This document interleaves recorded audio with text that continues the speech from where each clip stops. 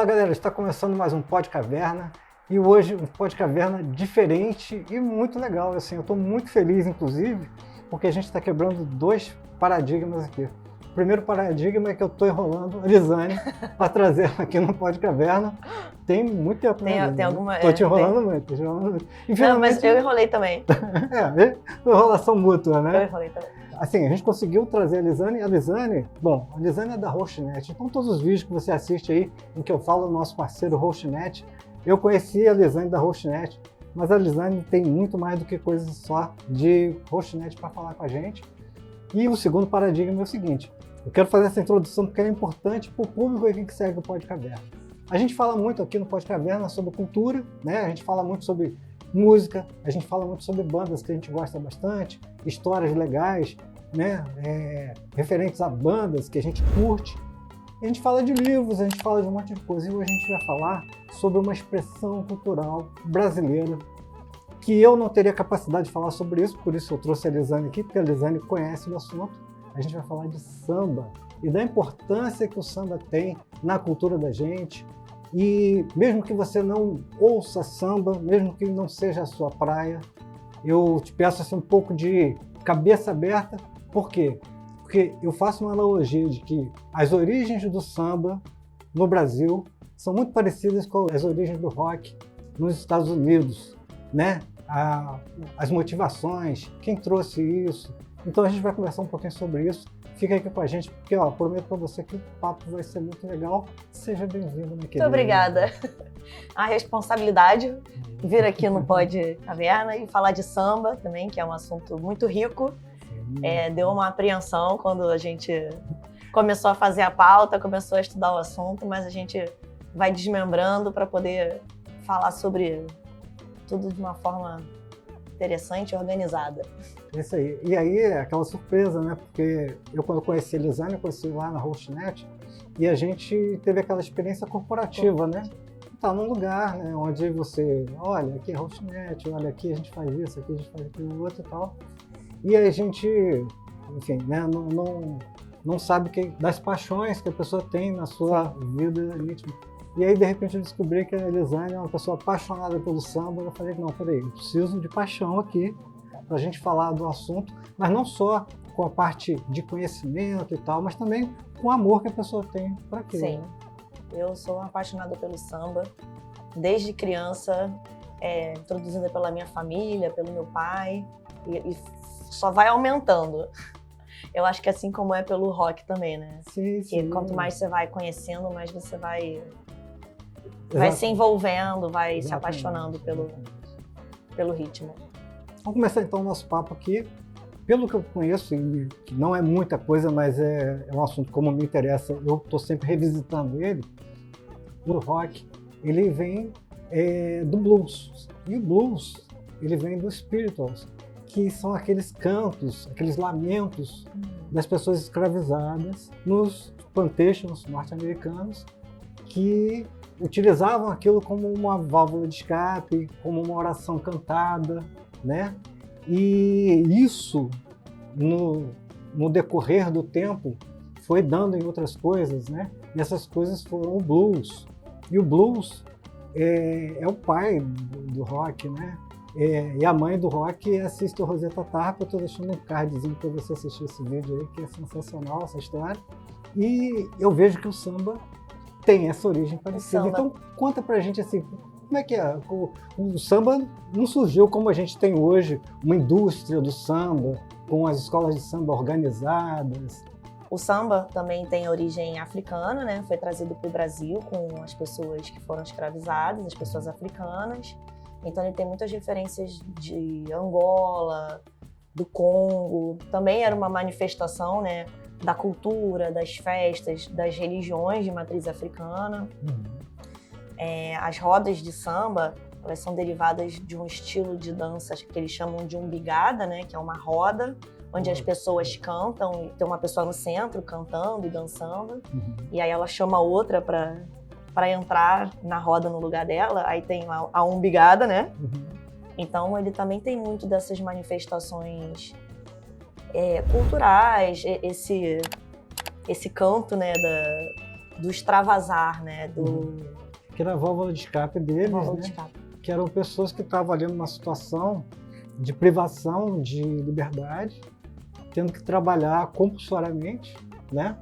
Sem direitos, sem... E aí, de repente, você tinha ali a possibilidade de um determinado momento que o senhor de escravos, entre aspas, aí, abria uma exceção para que aquelas pessoas tivessem esse momento, que isso também não deixa de ser uma forma de você controlar as pessoas, né? Sim, mas o samba ele era muito reprimido. Isso é importante. Eu estava pesquisando, né? Então, assim, lá por volta de 1850, quando tem as primeiras referências do samba, e até a década de 1930, o samba era reprimido. Porque era uma cultura africana, das pessoas escravizadas. Então, os portugueses, as pessoas que se consideravam de elite, achavam que a alta cultura, né? Achavam que aquilo era uma barulheira, que eles dançavam a qualquer hora, em qualquer lugar, e fazia barulho. Então, o samba ele foi marginalizado durante muito tempo. Então, nem sempre eles estavam livres para exercer a cultura e extravasar, né? Então, o samba era proibido. Muitas vezes eles eram feitos, as rodas, os eventos eram feitos dentro das casas, assim como os cultos, né, de candomblé. Sim, sim. Era tudo... Essa ligação da religião, né, com o samba é um negócio muito bonito, né? Aliás, a cultura tem esses pontos de contato que quando você falou da umbigada, me veio à mente a capoeira, que vai um cara pro meio da roda, ele faz a sua demonstração e daqui a pouco vem um encosta nele, aquele sai e o outro entra e também faz a demonstração. Exatamente. Então tem muita conexão com a capoeira, com o jongo, com o candomblé, todas essas manifestações da cultura africana. Então não tem como falar de samba sem falar de escravidão, sem falar de racismo, preconceito e sem falar da herança cultural que vem da África. Eu acho que assim, uma coisa que me chamou muita atenção, em especial assim, depois de eu ter lido os livros do Laurentino Gomes, aquela série Escravidão, que é uma reflexão que outros pensadores já tinham, mas quando ele coloca aquilo ali, me reavivou uma coisa que já tinham falado antes, que eu acho interessante, que quando você pensa nos caras que vieram para cá, trazidos nos navios negreiros, eram caras de origens e culturas diferentes. E quando chega aqui, eles constroem uma coisa que cada um está dando ali uma pecinha de si, né? Que aquilo que você constrói acaba sendo uma coisa muito original, brasileira, justamente porque você está colocando aquelas pessoas de culturas diferentes, todas sob um jugo. Para o homem branco é tudo igual, né? A gente tem que entender que a África é um continente, né? Então, quando a gente fala assim, a África é um continente inteiro. E eles pegam pessoas de diferentes locais e culturas e mistura todo mundo e até para enfraquecê-los, né? A possibilidade de defesa deles. Às vezes eles nem falavam a mesma língua, mas eu acho que essa questão da música, das danças, isso também aproxima, né? E criam novas conexões. Eu acho que, inclusive, acho que é uma coisa até um pouco geracional, né? Talvez aquelas levas de pessoas escravizadas que vêm num determinado momento não tem essa relação entre elas, mas as gerações que vêm seguinte começam a ter, né? E até, acredito isso, que as migrações compulsórias aconteceram o tempo inteiro, né? Não aconteceu, no momento trouxeram pessoas, não. O tráfico negreiro durou 300 anos, mais ou menos. Era uma coisa assim, que se ganhava muito dinheiro com isso, inclusive, e então o tempo todo estavam trazendo pessoas para cá, até porque a economia e a cultura brasileira era muito baseada na terceirização da mão de obra para aquele pessoal que era escravizado, né? Tanto que hoje em dia a gente tem que o trabalho é muito pouco valorizado por conta dessa herança que a gente tem escravocrata, né? E ao mesmo tempo, mas aquilo extrapolou, né? Eu acho. Aquilo criou-se um caldeirão, né? De culturas diferentes. E aí permeia com a cultura indígena, permeia com a cultura também dos portugueses, né? Sim, sim. Então a gente acaba criando realmente O próprio feriado do carnaval é uma herança europeia, né? Europeia, né? Você tem ali que tem uma questão religiosa, né? Eu não sei como é que eles calculam isso, mas o feriado do carnaval é móvel junto com o feriado da Páscoa, né? Então Sim. você tem a quaresma que acontece ali num determinado momento, mas que as coisas estão conectadas porque tem um fundo religioso. E aí né? chega um momento que aí é permitido extravasar. É um momento que as pessoas, que é interessante para o sistema que as pessoas possam extravasar. Exato. E aí mistura a cultura africana com a cultura europeia, né? Mas ele passa a ser validado quando os brancos, os europeus aceitam, né? Até então era mal visto. Como aconteceu com o rock. O Elvis Presley, rei do rock, ele fazia o que já faziam há muito tempo antes. Vários artistas negros já faziam coisas parecidas com o que o Elvis fazia. E o rock, ele começou a ser aceito dentro da sociedade. E ele começou a tocar nas rádios e começou a ser aceito na sociedade branca, justamente porque era um cara branco fazendo aquilo. Mesmo que as pessoas às vezes criticassem essa coisa do cara... O homem rebolar. Aquela rebolação, aquela coisa toda. E Elvis, o Pelvis, né? Porque ele fazia aquela coisa muito sensual, aquela coisa toda. Mas não é uma coisa 100% original, Sim. Justamente porque aquilo já se fazia. Tem um lastro histórico anterior. E aí no samba a gente tem isso também, né? Eu acho muito legal. Só que aí no samba tem uma história que você estava contando para mim, no off aqui, que eu achei muito legal, que como essas reuniões aconteciam, aí você tem uns ícones aí que são importantíssimos, né? Tem. A gente vindo agora para o início do século 1900, né? O samba, assim, não há um consenso de onde exatamente que ele surgiu, né? Tem movimentos na Bahia, Pernambuco, Rio de Janeiro, porque as pessoas que vieram da África foram distribuídas pelo Brasil. Sim. Em diversas... Onde precisasse de gente para trabalhar. Localidades, né? Então, mas surge um movimento muito forte no Rio de Janeiro, que é mais ou menos um samba como a gente começa a ver ele parecido com o que veio a ser hoje. Com o que vem a ser hoje, né? E eu tinha mencionado que o samba era marginalizado, ele acontecia na casa das pessoas. E tem umas figuras femininas importantes, a gente estava falando, né, sobre, em off também, sobre figuras femininas na história, de mulheres baianas, são chamadas tias baianas, e a mais famosa delas é a tia Ciata, que é uma mulher baiana, candomblessista, mãe de santo, e ela vem para o Rio de Janeiro. E ela casa com um homem que tinha uma situação financeira boa, era funcionário público, e ela começa a abrir a casa dela para que as reuniões de samba acontecessem. Então a tia Ciata é considerada a matriarca do samba, que dentro da casa dela reuniam muitos sambistas, né? Porque não podia fazer fora, porque as pessoas eram presas, os instrumentos eram ou confiscados ou até quebrados, as pessoas eram presas por vagabundagem.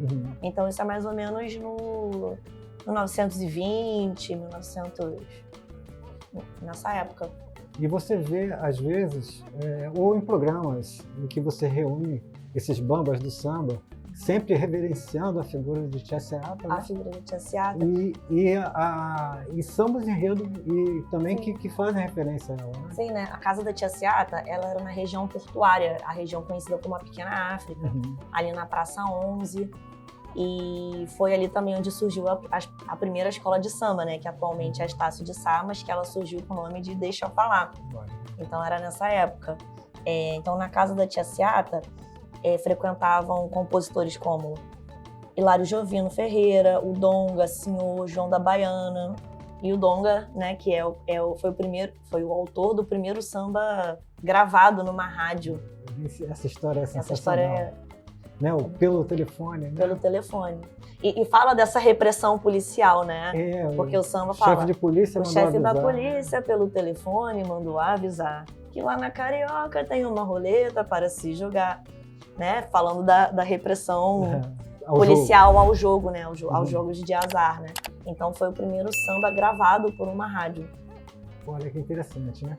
E aí você imaginar que o quão revolucionário é isso num momento em que a sociedade, de um modo geral, ela já relegava essa população, mesmo depois da dita abolição da escravatura, né?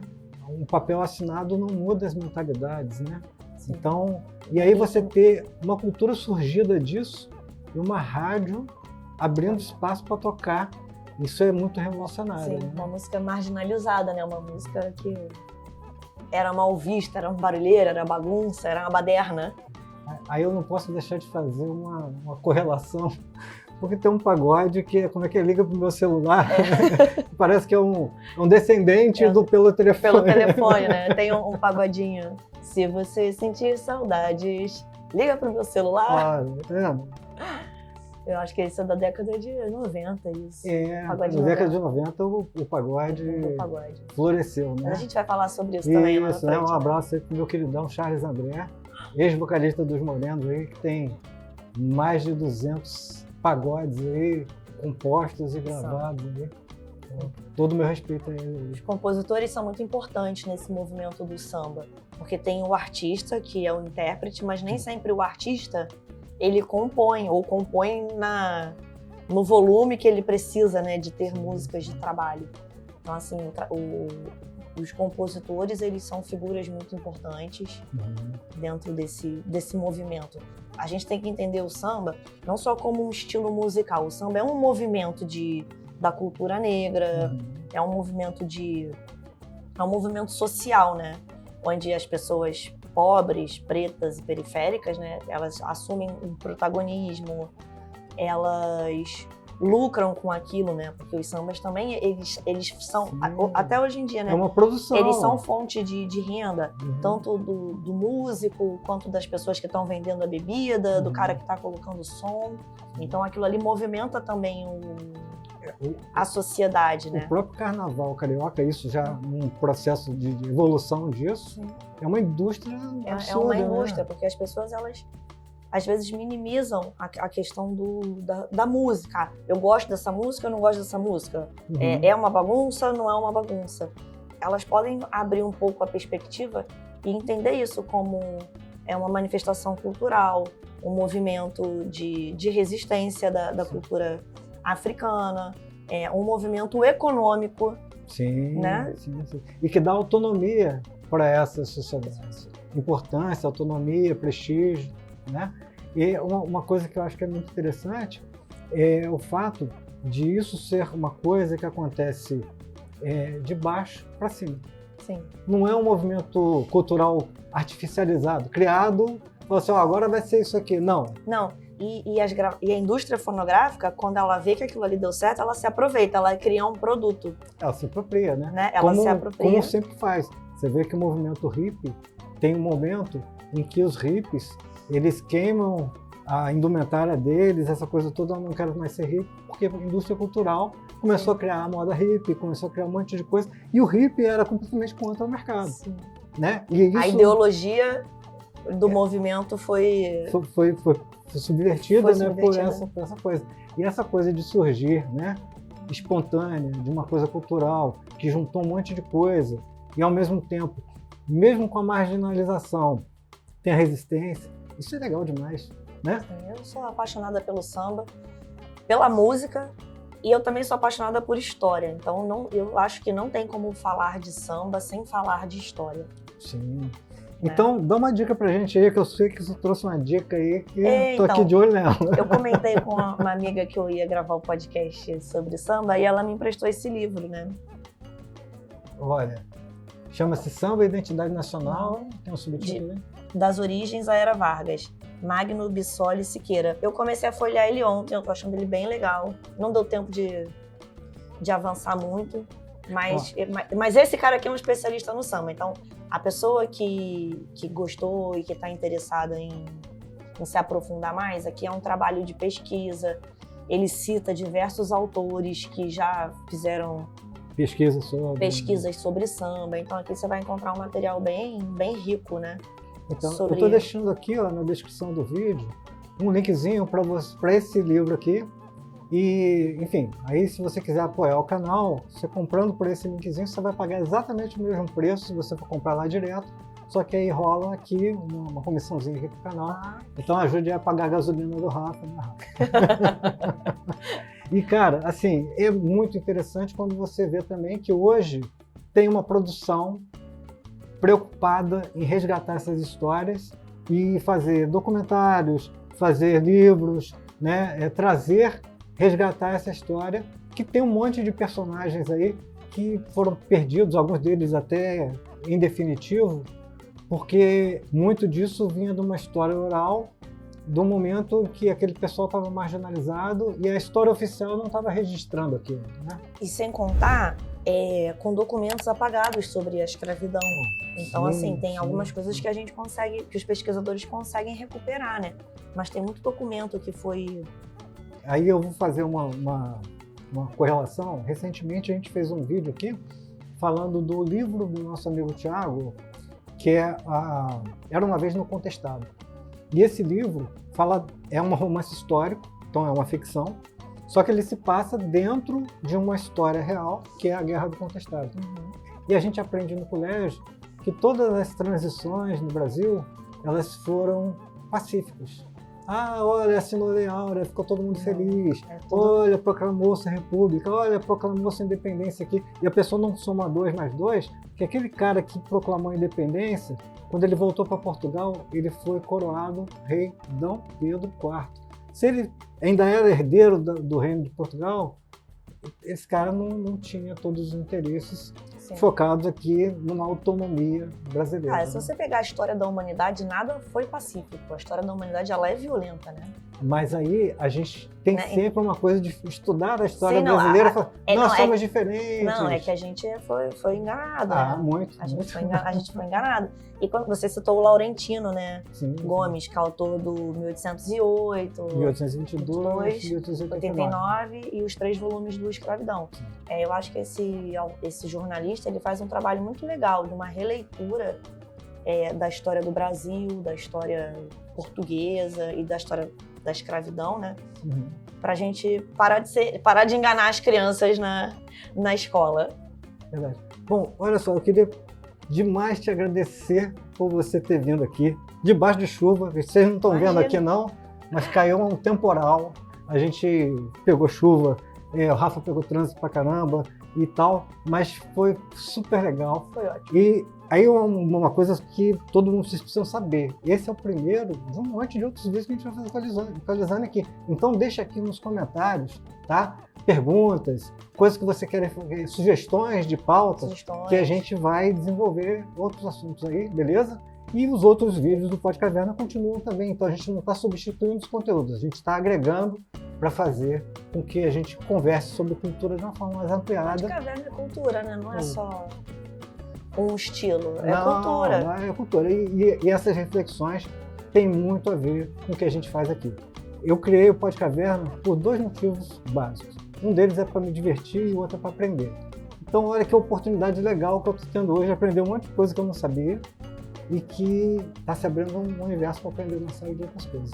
Então, espero que você também tenha curtido e te agradecer mais uma vez por você ter vindo aqui. Vou te convidar para ir na roda de samba comigo, vamos. Aí a gente vai fazer um vlog de lá. Vamos fazer um vlog de lá. Eu vou te Só não vou sambar, porque eu tenho 2 pés esquerdos. Tudo bem, não precisa. Galera, então não esqueça de dar seu joinha. Se você não for inscrito no canal, se inscreva no canal, beleza? E a gente se vê no próximo Pod Caverna. Valeu?